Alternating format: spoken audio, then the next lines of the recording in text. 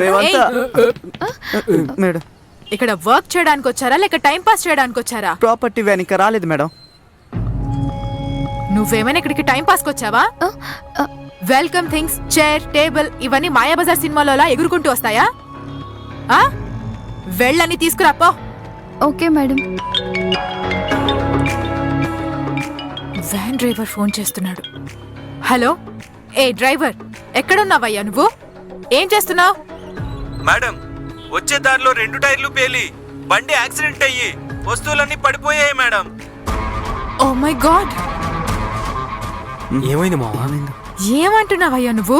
1 hour లో function ఉంది ఇక్కడ.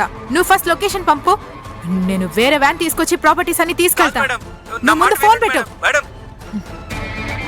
Madam madam madam madam madam madam ఏంటి? ఏమైంది మేడం?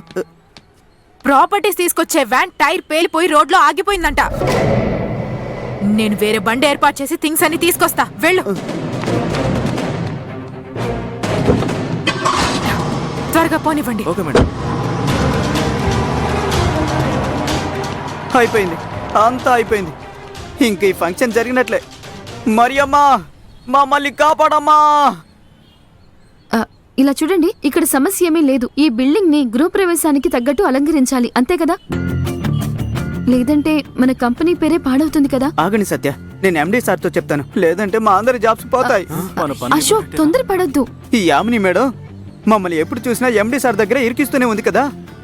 ఇది మాత్రమే యామిని మేడం ఇరికించడానికి దొరికిన మంచి ఛాన్స్. అశోక్, అది తప్పు. ఆవిడ వచ్చే లోపు మనం ఈ బిల్డింగ్ మొత్తాన్ని డెకరేట్ చేద్దాం. అదెలా సత్య? మన దగ్గర ఒక్క ప్రాపర్టీ కూడా లేదే. మనం డెకరేషన్ చేయకపోతే మన కంపెనీకి నెలన్సారికి చెడ్డ పేరు వస్తుంది. ఆయన కోసమే కదా మనం పనిచేస్తున్నాం. ఆయన మనల్ని నమ్మే కదా ఈవెంట్ మనకు అప్పగించారు.